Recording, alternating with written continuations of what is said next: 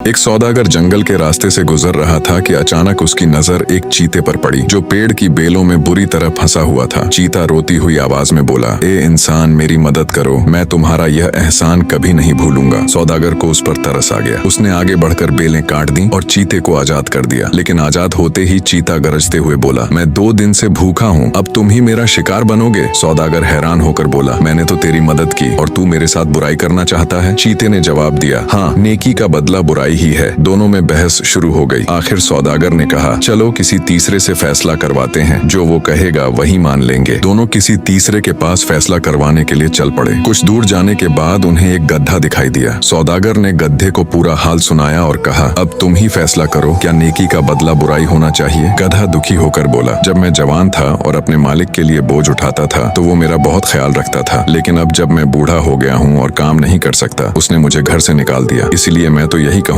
कि नेकी का बदला बुराई ही है। यह सुनकर चीता खुशी से बोला, फैसला हो गया, अब मैं तुम्हें खा जाऊंगा। व्यापारी घबरा कर बोला, एक और फैसला करवा लेते हैं, फिर जो वो कहेगा वही मानेंगे। चीते ने बात मान ली और वे दोनों आगे चल पड़े। थोड़ी दूर जाकर उन्हें एक गाय मिली। सौदागर ने फिर सारा किस्सा सुनाया और कहा, अब तुम न्याय करो। गाय ने कहा, जब मैं दूध देती थी तो मेरा मालिक मुझसे बहुत प्यार करता था, समय पर चारा और पानी देता था, लेकिन अब जब मैं बूढ़ी हो गई हूँ और दूध देना बंद कर दिया है, उसने मुझे घर से निकाल दिया। इसलिए मैं भी यही कहूंगी कि नेकी का बदला बुराई ही है। चीता हंसकर बोला, दूसरा फैसला भी मेरे हक में है, अब तुम्हें खाना ही इंसाफ है। सौदागर ने विनती की, बस एक आखिरी फैसला और करवा लेते हैं, फिर जो तुम चाहो कर लेना। चीते ने कुछ सोचकर कहा, ठीक है, मैं तुम्हें आखिरी मौका देता हूँ। दोनों किसी समझदार व्यक्ति की तलाश में आगे बढ़े। थोड़ी दूर जाकर उन्हें एक दरवेश मिला। सौदागर ने सारा किस्सा दरवेश को सुनाया और कहा, अब आप ही इंसाफ कीजिए। दरवेश मुस्कुराकर बोले, पहले मुझे वो जगह दिखाओ जहाँ चीता फंसा हुआ था। जब वे दोनों दरवेश को उसी जगह पर ले गए तो दरवेश ने नरमी से कहा, अब इस चीते को फिर से वैसे ही बेलों में बांध दो जैसे वह पहले बंधा हुआ था, ताकि मैं अपनी आंखों से सब कुछ देख सकूं। जब वह वैसे ही बंध जाए तो उसे मेरे सामने आजाद करना, तभी इंसाफ हो सकेगा। सौदागर ने फिर से चीते को बेलों में बांध दिया। जब चीता फिर से फंस गया और सौदागर उसे खोलने लगा तो दरवेश बोले, रुको, यही इंसाफ है। ये खुद कहता है कि नेकी का बदला बुराई है, तो अब यह भलाई के लायक नहीं, इसे यहीं रहने दो। यह सुनकर सौदागर को दरवेश की अक्लमंदी का एहसास हुआ। उसने उनका शुक्रिया अदा किया और चैन के साथ अपने रास्ते चला गया। चीता बेलों में फंसा रह गया और देर तक सोचता रहा कि शायद नेकी का बदला बुराई नहीं, बल्कि बुराई का बदला बुराई होती है।